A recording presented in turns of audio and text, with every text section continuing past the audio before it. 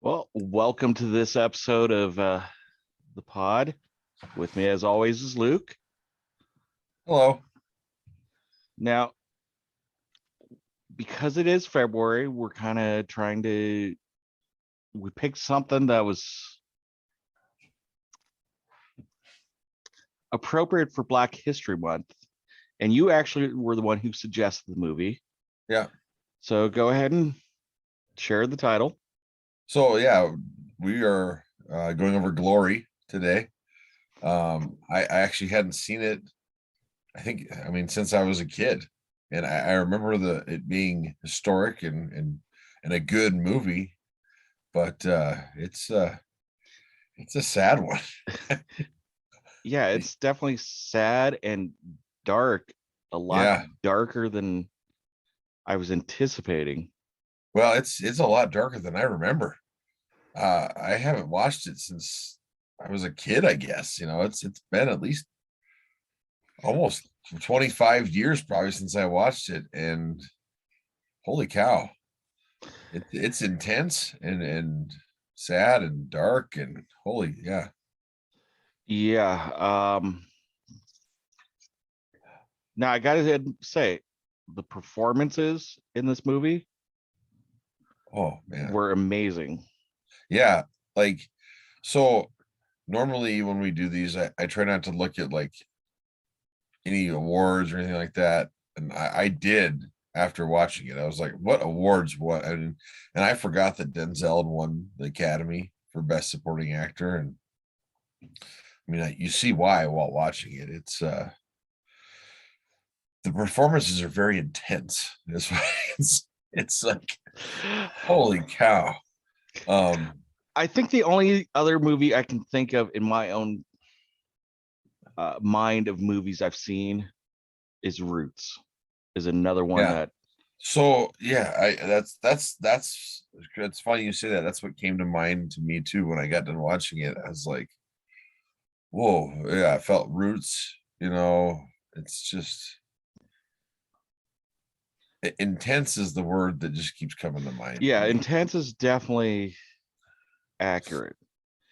Now, normally when we do all these, you know, I'll dig into the movie and find out, especially when we're dealing with a based on a true story kind of Yeah. thing. I'll dig into that, and it didn't take much to dig.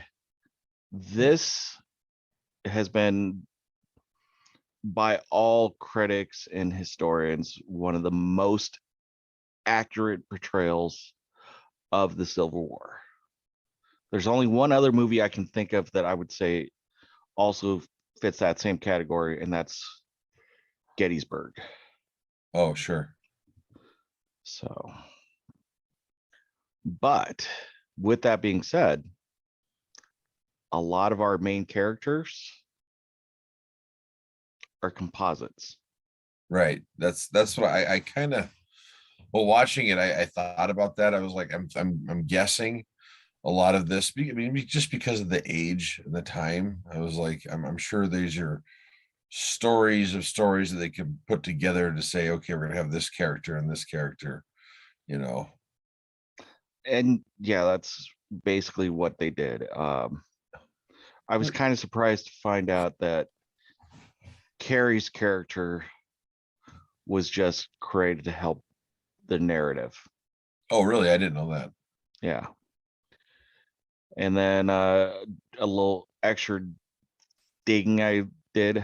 Uh, Colonel James Montgomery, Hmm. he is real, Oh, but the portrayal of him in the movie itself oversimplified the character in some ways. really? So, and because of the dark nature of what his character did, I really don't want to go into it on Yeah, here. sure. But what he did do on screen is pretty accurate to who he was. Shaw actually did um, really look up to him prior to kind of their joint command mission. Right. So when Montgomery ordered the burning of that town, Yeah. that really was the straw, if you will, that broke the camel's back. And Well, and I think they portrayed that well because it felt like that was the, you know, it was like, yeah, he couldn't believe that we were doing this. They did it because of, you know, his rank, if you will, and you had to it almost felt like you didn't have a choice, but you could feel that was all right. We're not doing this again. You know, there's certain lines that shouldn't be crossed.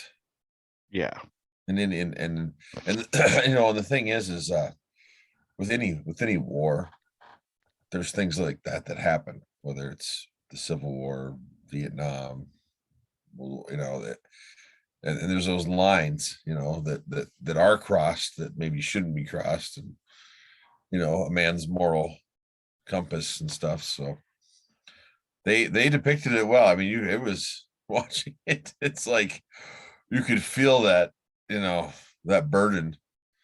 so So now I know in our past movies, there's been times, especially with some of our historic ones, you'll have your daughter watch it with you. yeah. Did you?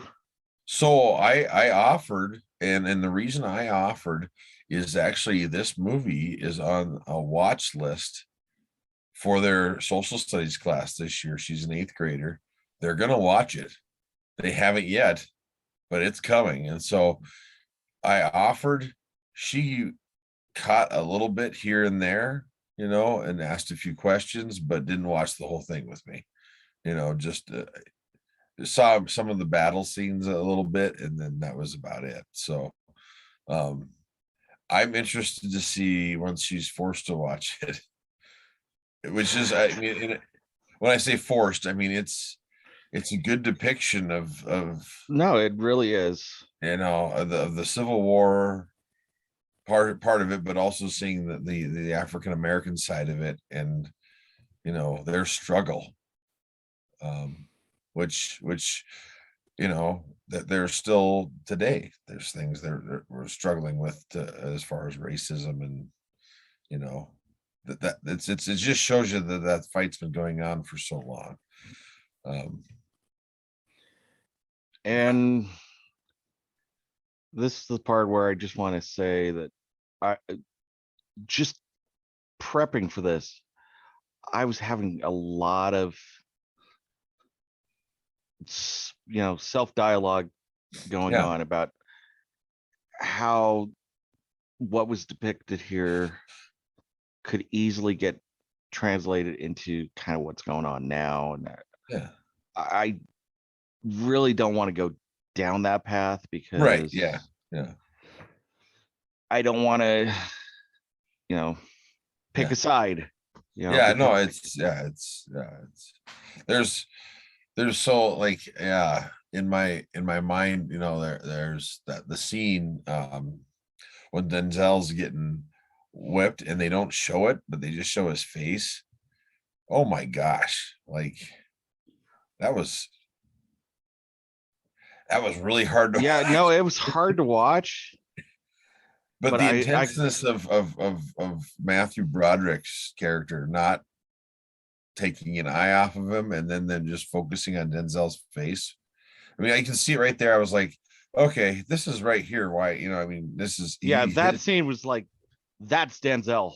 Yeah, it was like, holy cow, I mean, um, and I forgot how young he was in this movie. It's like, because I love Denzel's movies. I love all of them, and it's like this really, I think, put his mark on Hollywood and showed how of an intense actor and what he can do. His craft, he's so good at his craft, is what I'm trying to say. No, and It's amazing that such a. I mean, him and Morgan Freeman too. I mean, wow, Andre Brower. I mean, I'm surprised he wasn't. I was actually surprised he wasn't up for awards when I was looking up awards and stuff. I was just like, wow, that surprised me. I was like, I thought he would have gotten some more recognition too, because actually his character is another one of those it's a composite. He wasn't real. But that relationship we saw on screen between him Right. and Matthew, Yeah. it, yeah.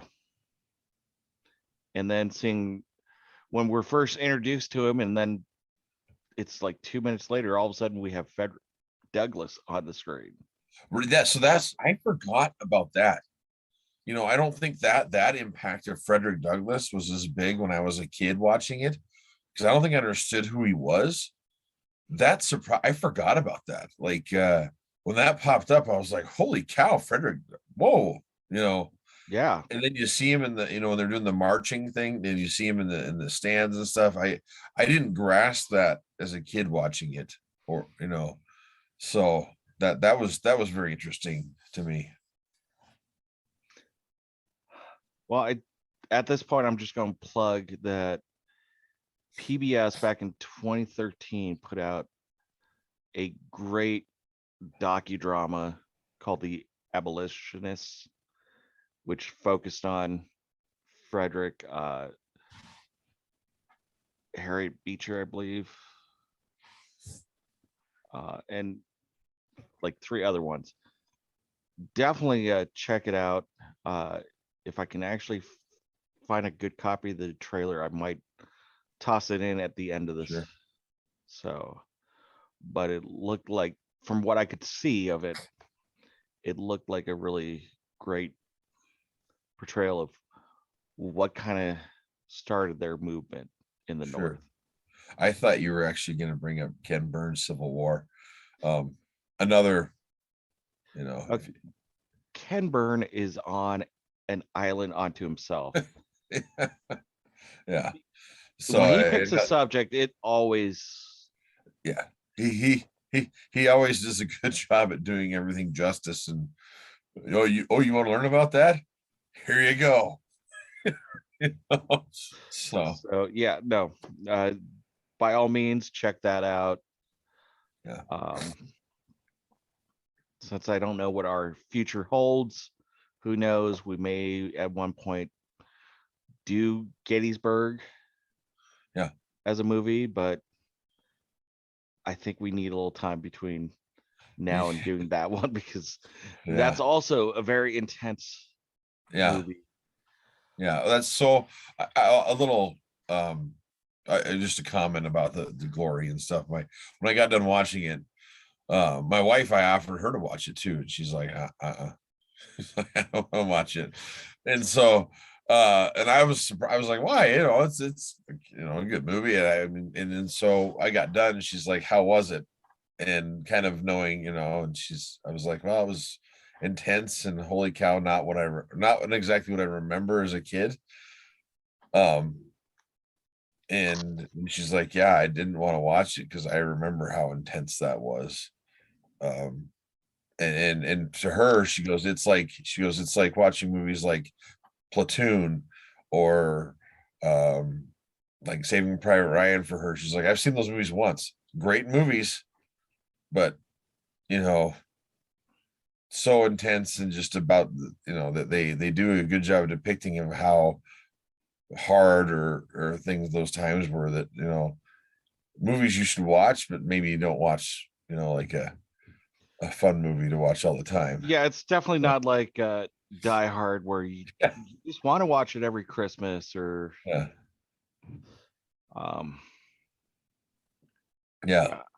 at the same time, like, exactly, it's a movie that Lori's a movie, and I'm glad they're gonna have the middle schoolers in my daughter's class watch it, because it needs to be seen to understand the gravity of the situation and what those people went through. Absolutely. I'm wishing my daughter's middle school was doing something like that. The beginning of the year, they gave us a movie list that we had to sign off as parents, because of the intense rating nature of some of them and the nature of them, and so, I remember this was on there. There's, I think they have the Patriot on there too, and but like this was one that popped out to me. I was like, huh, that's a good movie, and it depicts it. And I thought to myself at the time, I was like, well, I haven't seen that in a long time, you know. And So much like yourself, I think I just remember seeing bits and pieces of it yeah, as a kid. I think it was on Encore a lot when yeah. Encore launched in the Well, early 90s, mid 90s, whatever it was. so I mean, a funny thing here, I guess, a little bit is before I rewatched it, I was talking to my wife, and she's like, well, "What do you remember?" I was like, "Well, I remember as a kid thinking, hey, that's the guy from Ferris Bueller's Day Off, you know," and I loved that. And then the other part that I remembered was the a cannonball blowing the guy's head off. It was like two intense things. You know, I was like, here's a funny guy, and then I remember the harshness of war too. It was kind of how I remembered it. The very yin and yang Yeah, remembrance there. yeah. But at the same time, I think using Matthew Broderick because of his, you know, he was doing things that weren't like this. I think that helped in a way for this movie because people hadn't seen him, at least for me, in a role like this. And so because of his role as being kind of the, you know, commander that wasn't really in the same vein as his troops and stuff, I think that maybe that helped. I don't know. You know what I'm talking about? Yeah. With the, you know, as an actor, because you're thinking you see him and you're like, oh, this is Ferris Bueller, and this is, but it 5 minutes into it, you forget everything about that. It's he did a Yeah. great job acting this role. And looking at historical photos, they really did do a good job of really make him kind of look the way he Yeah. did, complete with that little. Yeah. So I guess a question for, and I don't know if you looked this up. I didn't look it up afterwards, but at the end of the movie, they showed that statue. That is real. I assume that it's real, and they focus on on him, and I was like, wow, that's they did it. I mean, the statue of him, it looks like him, you know. So I was like, Yes. wow, you know, and So that was a very intense credit scene, if you will, just having them go from face to face, you know, even though the faces are, you know, they're, you know, you can't, you a know, little generic. actors as they were panning. Yeah, they're generic, but you're still was making you think of the actors in the movie and stuff. So um it was, I have such a, I guess, a more appreciation for it watching it as an adult now, this movie. Kind of like watching Dances with Wolves. Yeah, yeah. I could Th- see that. I there's definitely. just a different appreciation now of this versus when I was as a kid. It was a war movie. It was intense, but it was like, okay, that was about Civil War, and well, it was, you know, it was a good movie, you know, and you saw these actors you recognize. And now I was like, holy cow, it brought it to a whole nother level for me. So a little behind the scenes before I even watched the movie, because like I said, as a kid, I may have watched clips of it here and Yeah, there. One of the first things I noticed was I look at the full cast and I'm like, oh, wow, I could almost find a Star Trek reference in almost everybody we have here. And I was like, uh, this is kind of cool. I'm starting to just prep it so I could do this little Star Trek montage because yeah, there's a what if Morgan Freeman starred in Star Trek Deep Space Nine. right. Somebody has him in the captain's uniform. There's a whole Deep Space 99. It's the whole cast of Brooklyn Nine-Nine as the classic Star Trek next or Star Trek Sure. Deep Space Nine characters. Um, and then we actually have the ones who actually were in Star Trek. So let me pull up the cast so I'm not screwing up any names.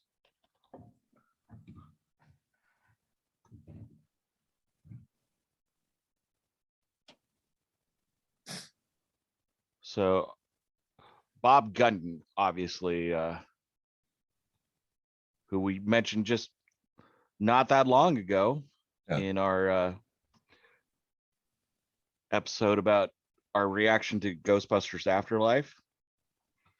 And we know him, of course, from Shawshank Redemption. He actually did portray a captain in Star Trek The Next Gen. But our good friend Robert Lee Minor, the black baddie from Action Jackson, Yeah. he was in this. Yeah. And he portrayed a Klingon in Star Trek The Next Gen. I didn't know that. Yeah, and then there's even a deep fake of Matthew Broderick as a commander, which then just going down the rabbit hole as I was. Oh, look, Matthew was a commander, but Alan Ruck, Cameron Fry, was a captain in Star Trek Generations. So, before going in and seeing how intense of a movie it was, I was trying to do something Right. fun. And Yeah.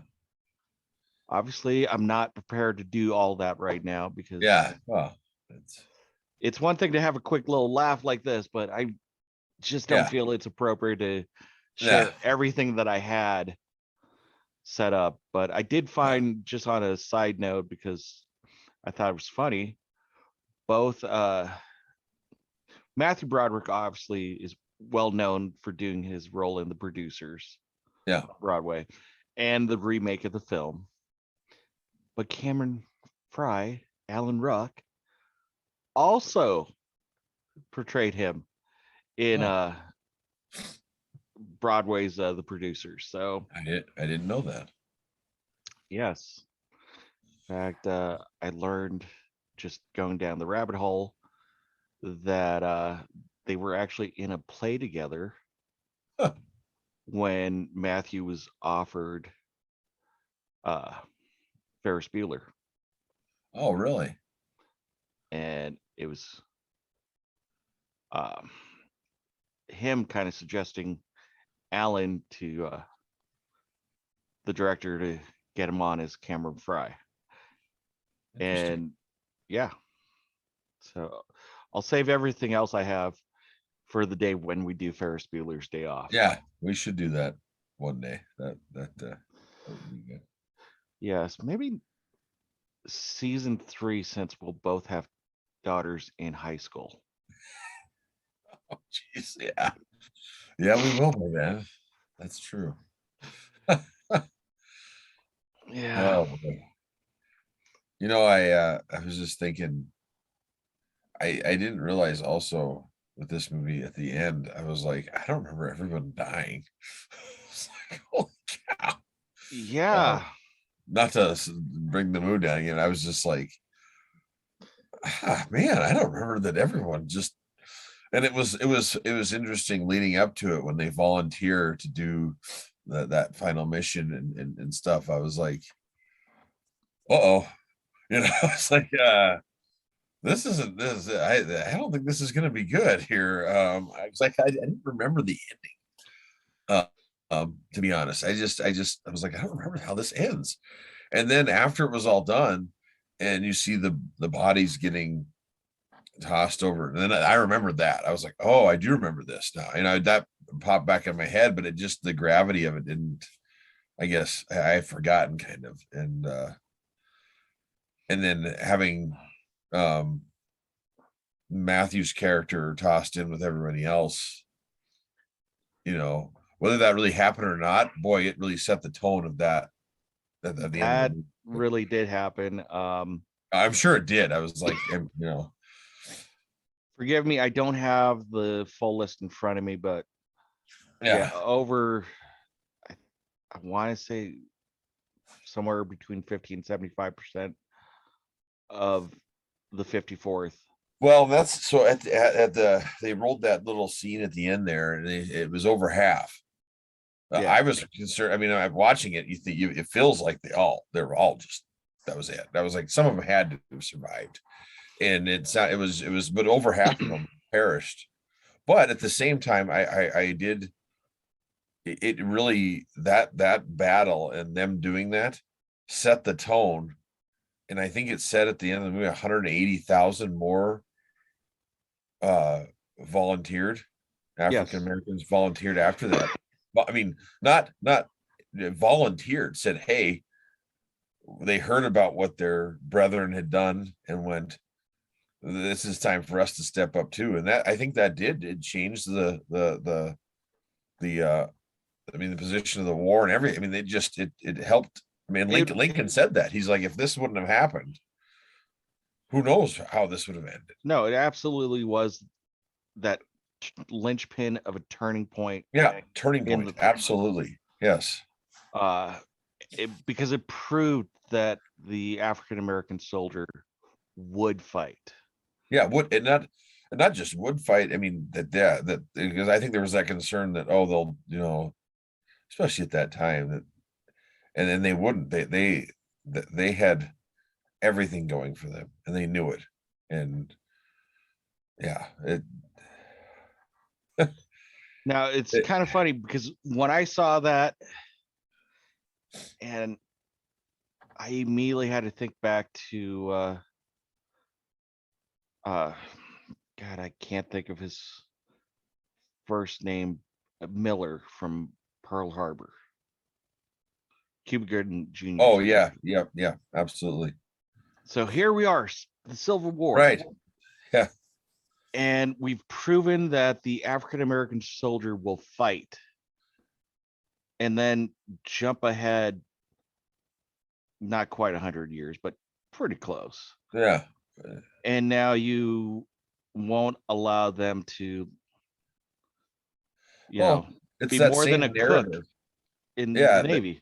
In the Navy, they're like, hey, you're gonna be a cook. In this, remember, they show them how, well, you're just gonna do manual labor and things like that, and then they're like, hey, they finally get their opportunity and look what they can do. So yeah. Yeah. So on that note of inspiration, it was a great film. Yeah. But it's a tragic story, and one I think everybody should at least see once. Oh, you should, and it's just, gaining the knowledge of what happened. I mean, myself, I mean, it's like I'd forgotten, and I didn't at the time when I watched it when I was younger, and then you're seeing the bits and pieces, but sitting down and actually watching it right now again, I grasped a totally different view of it. And is it because you're older? You're older, but it just, like you said, when you said it would come on an encore and stuff, you catch bits and pieces, and it was like Civil War movie. Yeah. Oh yeah. This, you didn't sit down and watch it. And like for this, I watched it intensely, didn't have distractions, and it was like, whoa, and watching the performances of these actors too, from Denzel to Morgan Freeman, that man is amazing. We both can agree on that. I mean, he's just, his level of acting is top. I mean, just unbelievable. Yeah. The guy just can't do anything wrong. I mean, he's got the voice, he's got the intensity, and just everything about him is so excellent. So yeah, I can't knock a single performance in this movie. No. Yeah. I mean, so everyone's performance, you're right. I didn't even think about that. I'm just thinking right now of all, even the small performances. I mean, every actor they brought their A game. They did. Everyone, no matter how small their role was, no matter their ethnicity either. I mean, both sides, everybody brought their A game. This was, I think, the level that everyone understood as actors of this movie and what it meant. was on a different level. And they all, like you said, they all brought it to take that character that they were playing to give it the necessary attention that it needed. So Well, I don't think we can top that at this point.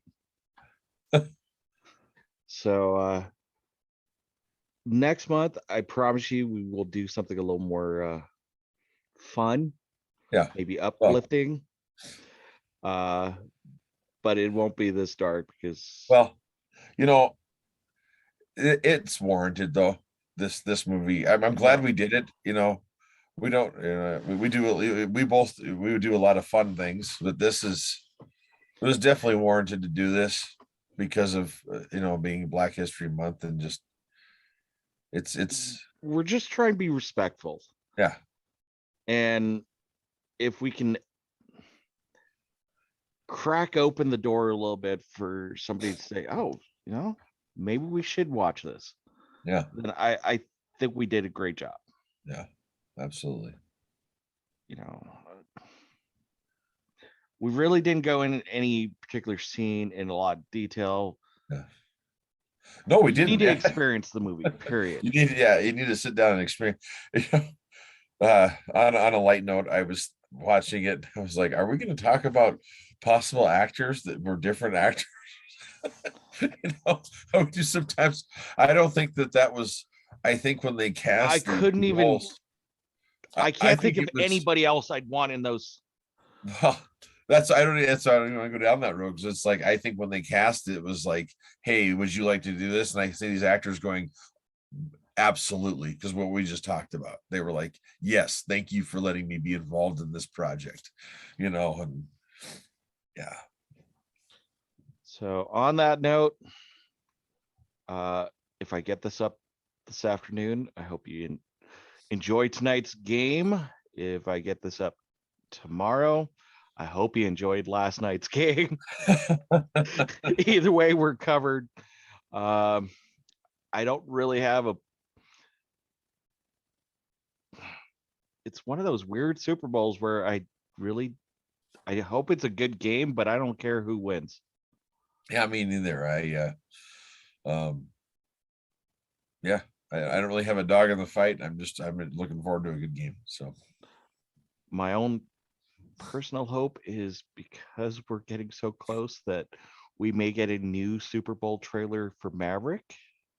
But that's well, what was it? Did you see last week during, I think it was one of the championship games, they had Tom Cruise. Yes. They kind of did a whole, yeah, it was a whole Top Gun thing. And I was like, whoa, got me all fired up for Maverick coming out. So yes, let's kick those tires and light those fires. It's time for the game. So until next time.